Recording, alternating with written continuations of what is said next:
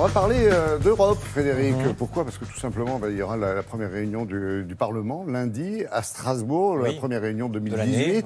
Je dis à Strasbourg, c'est important de le préciser parce que ce n'est pas toujours le cas. Non, parce que nous avons un Parlement européen qui est itinérant. Alors vous savez que nous autres citoyens, quand on vote pour les européennes, on élit le Parlement, c'est l'organe démocratique qui contrôle plus ou moins la Commission de la même manière que le Parlement français contrôle le gouvernement français.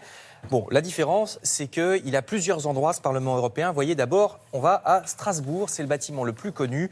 C'est un immeuble circulaire qui s'appelle le bâtiment Louise Weiss, du nom d'une femme politique alsacienne du siècle dernier. C'est là qu'ont lieu les sessions plénières, c'est-à-dire quand tous les députés viennent voter.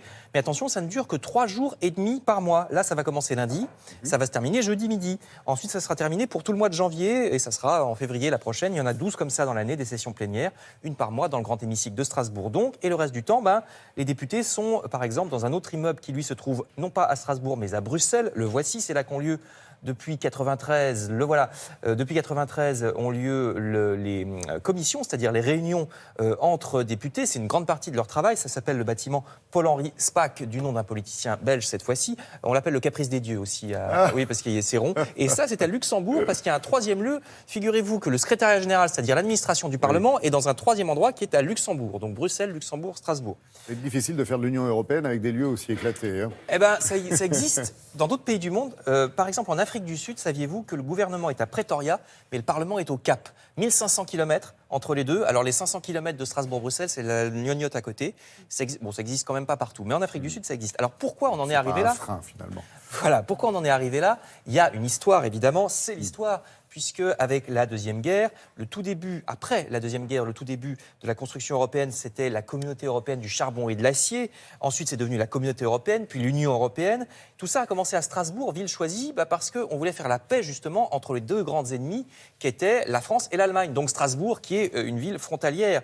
Alors vous voyez différents bâtiments à l'image, parce qu'ils se sont succédés. Au départ, les gens siégeaient dans l'université de Strasbourg, puis il y a eu un bâtiment provisoire qui a été construit, puis ensuite on l'a détruit.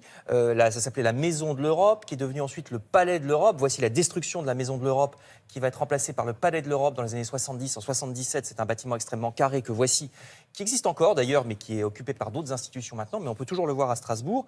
Et pour en arriver enfin en 99, à ce bâtiment rond, Louise Weiss, inauguré par le président Chirac en 99. C'est là que siègent les sessions plénières du Parlement.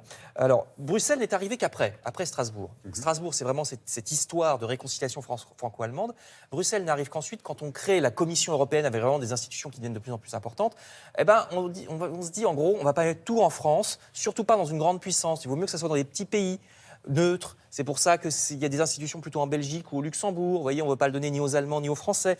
Et puis, ce qui se passe, c'est que quand même, ça entraîne des déménagements incessants. Vous allez voir, les députés européens sont sans cesse en train de déménager. Il y a un système qu'on appelle les cantines, comme les militaires, c'est-à-dire qu'ils remplissent des valises de tous leurs dossiers. C'est étiqueté pour que ça aille de Bruxelles à Strasbourg et réciproquement. Vous voyez ce balai des valises qui passe d'une ville à l'autre. Alors, il y a des gens qui préféreraient que tout soit à Bruxelles et qu'on arrête de déménager tout le temps. C'est plus pratique parce que la Commission européenne est juste à côté. En plus, c'est un gros aéroport, Bruxelles, enfin plus gros que Strasbourg en tout cas. Et ça a une importance, l'histoire de l'aéroport, puisqu'on parle de députés européens. Vous voyez l'aéroport ici de Strasbourg qui est plus petit.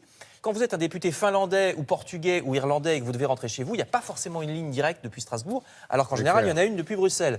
Mais ceux qui sont pro-Strasbourg disent, d'une part, ça a toujours été comme ça, en plus, c'est une petite ville normale, c'est pas Bruxelles où on est dans le microcosme européen, l'Europe est déjà accusée d'être trop dans son microcosme, donc c'est très bien qu'on ait les embêtements de tout le monde, finalement, et qu'on soit dans une petite ville avec une vie normale, d'autant plus que les députés ont l'air majoritairement pour Bruxelles, mais la France, de toute façon, ne lâchera jamais Strasbourg, c'est dans les traités, donc ça va rester comme ça.